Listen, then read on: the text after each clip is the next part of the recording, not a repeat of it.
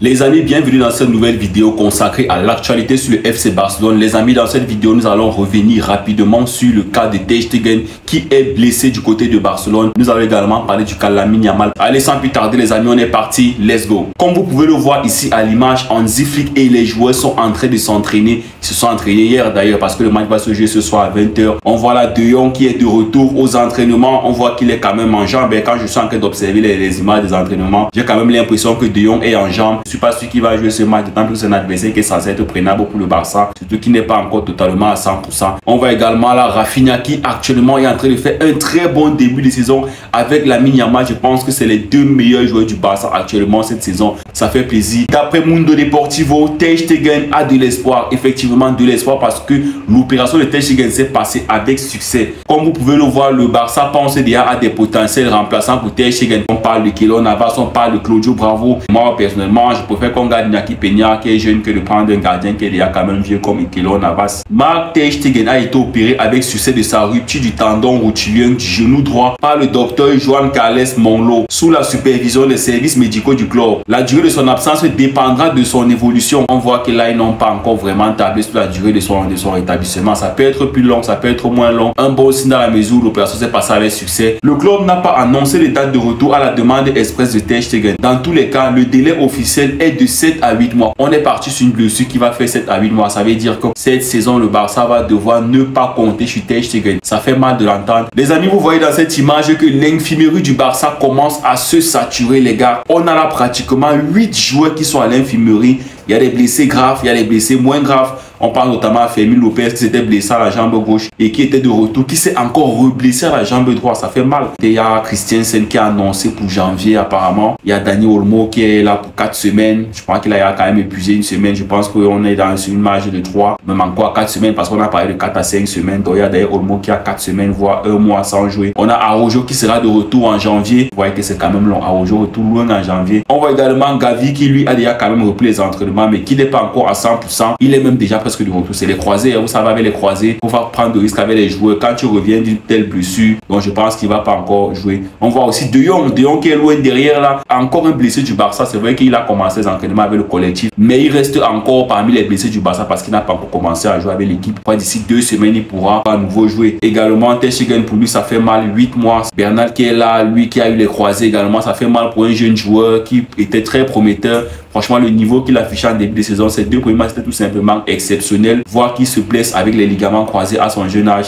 ça fait mal. Ça fait 2 blessures longues. On va dire que pour Bernal, est même plus long que pour Ter Stegen parce que ce sont les croisés. Donc, on lui va faire 1 an de rééducation pendant que Ter Stegen aura droit à 8 mois, voire 7 mois, peut-être pourquoi pas 9 mois. Ça dépendra de l'évolution de la blessure. En espérant que l'opération s'est vraiment bien passée parce que parfois, ces docteurs-là, ils aiment dire des choses pour nous faire plaisir alors que au fond, l'opération ne s'est pas bien passée. Ter Stegen espère rejouer cette saison. Il se forcera de réapparaître au printemps et est convaincu que d'ici là, l'équipe se battra pour au moins un titre. Tu es quand même le capitaine de cette équipe. Tu dois pousser tes troupes à te battre, même si tu es blessé. Il faut que l'équipe se dise qu'on peut le faire sans toi. Et moi, personnellement, je pense que si Hansi Flick fait ce qu'il faut, l'équipe peut bien s'en sortir. D'autant plus que quand tu vois le système de jeu mis en place par Hansi Flick, tu n'es pas constamment mis à l'épreuve. C'est vrai qu'il y a des attaquants, il y a des équipes qui ont un niveau offensif très élevé, qui te mettent souvent beaucoup à l'épreuve. Mais avec le nouveau football que Hansi Flick propose, généralement la défense du Barça est un petit peu à l'abri, un petit peu solide. C'est vrai que ça prend quand même des buts, mais si vous pouvez observer les début de saison, il n'y a pas eu trop d'occasions côté Barcelone, trop d'occasions contre le Barça. C'est-à-dire que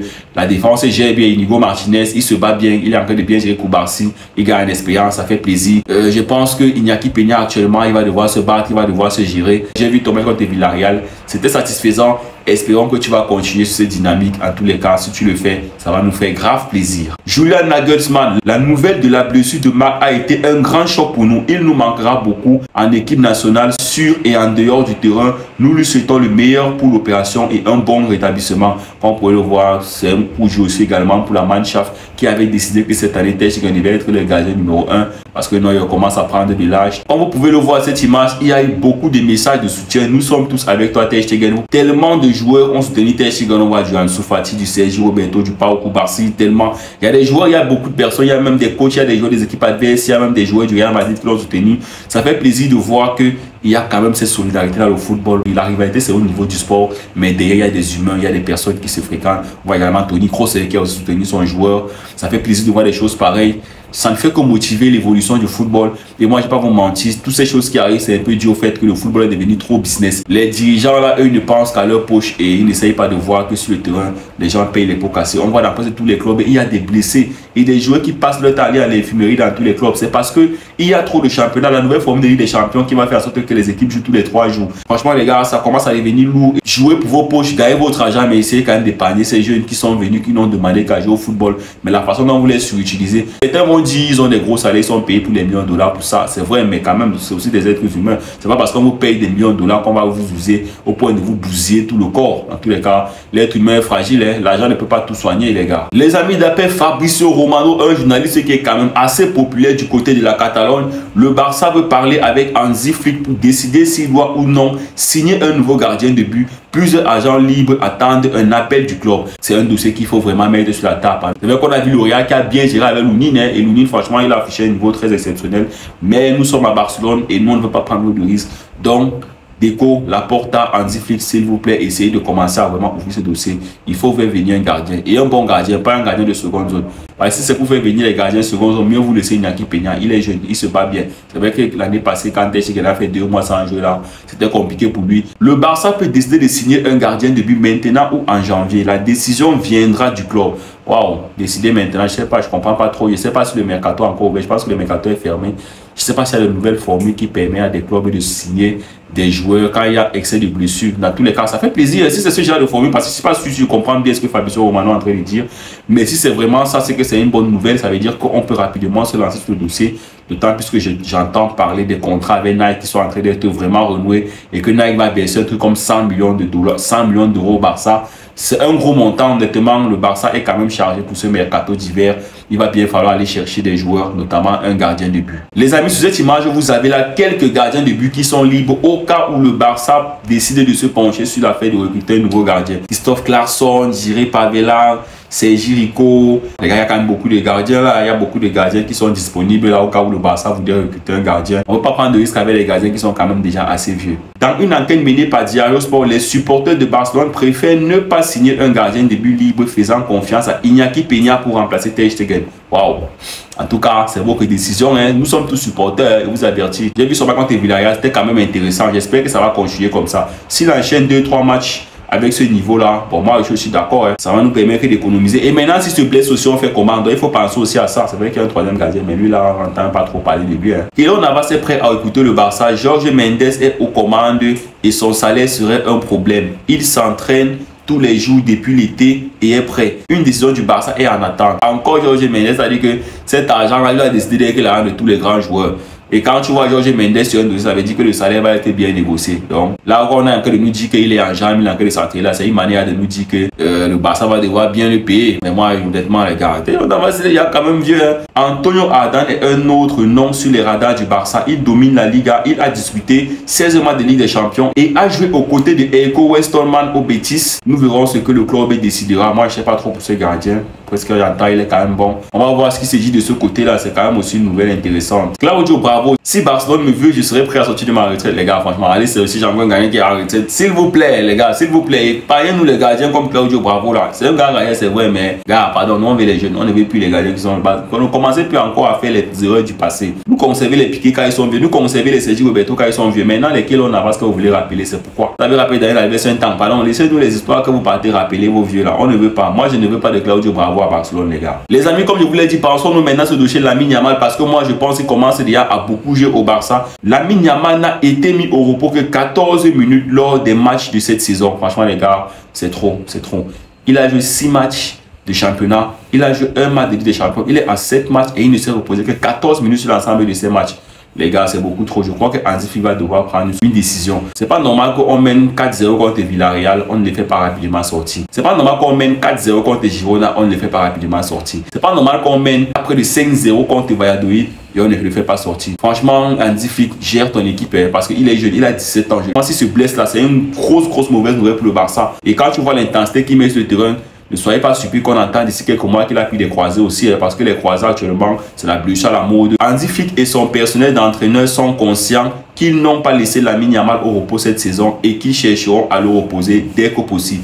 Ça fait plaisir de voir déjà que eux également, ils ont compris qu'ils utilisent déjà beaucoup trop le joueur et qu'il va falloir le laisser au repos. C'est hyper important. Ne pas faire les mêmes erreurs qu'on a fait avec Gavi, qu'on a fait avec Pedri, avec De Jong. Trop utiliser les joueurs, ça use le potentiel. Les gars, laissez les joueurs grandir bien.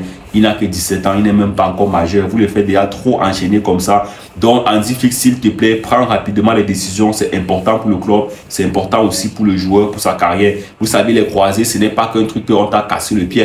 Parfois, c'est dû au fait que tu es déjà aussi trop fatigué ton muscle. Un joueur, là, lui, sort de nulle part. Il te tape les pieds. Et bon, ça vient aggraver la situation. Rafinha et Jules Koundé sont les deux seuls joueurs de Barcelone à avoir joué chaque minute cette saison. Il y a également Rafinha et Koundé n'ont pas encore été mis au repos. Franchement, Hansi Flick fait tourner. Tu as des Hector Forte qui sont bons. Il faut reposer par moment Koundé. Parce que je vois constamment quand tu fais les remplaçants, Inigo Martinez sort, Koundé revient à l'axe, Rafinha joue tous les matchs. Et quand tu vois l'activité que met Rafinha sur le terrain, c'est beaucoup trop. Les gars, franchement, essayez de gérer ces joueurs. Je pense que par match, il va bien falloir que le Barça commence à alterner un petit peu. Si le match, on a remplacé telle personne, le match d'après, on fait tourner avec une autre personne. C'est hyper important pour le club, les amis. Voilà, les gars, c'était tout pour cette vidéo. Merci d'avoir regardé la vidéo jusqu'à la fin. D'ici là, n'oubliez pas de lâcher le petit pouce bleu qui fait toujours plaisir. Ça fait grandir la communauté. Les gars, vous commencez à être nombreux sur la chaîne. Ça me fait grave plaisir. Vous êtes en train de prouver que le travail que je suis en train d'abattre est un travail bien fait. Mais s'il vous plaît, comme je vous l'ai dit, je ne suis pas un robot, je suis un être humain et j'ai besoin de votre soutien. Donc, lâchez un max de pouces bleus pour faire bombarder la barre des likes. Et s'il vous plaît, quand vous le faites, vous envoyez un très bon signal aux algorithmes YouTube. Ce soir, on va vivre ensemble le match du Barça. Ça fait plaisir. Et j'aimerais également vous annoncer que j'ai lancé mon compte TikTok. Et je compte sur vous pour venir également me soutenir sur TikTok. On va souvent faire des sessions live là-bas, des débriefs de match. Normalement, moi, j'aime pas trop faire les vidéos de débriefs après les matchs. Du coup, je préfère faire les débriefs en live. C'est plus intéressant. Ceux qui veulent monter pour participer au débrief, vous pouvez monter. On va souvent discuter. On va analyser ensemble. Vous donner nos avis concernant le club. Ça peut être le Barça, ça peut être le Real. Et on va pas seulement parler du Barça parce qu'actuellement, le Real est en train de se réveiller. Bien qu'ils ont gagné hier avec un score un peu mitigé parce qu'ils ont mis 3-0 et ils ont failli faire nul. À la fin de match, 80e jusqu'à 87e, ils ont failli encaisser 3 buts. Donc, c'est dire que le Real, là, franchement, quand vous commencez à mener, là, vous commencez à vous dire que vous avez à gérer. Dans tous les cas, les gars, on se donne à une prochaine vidéo pour fêter les vôtres. Ciao.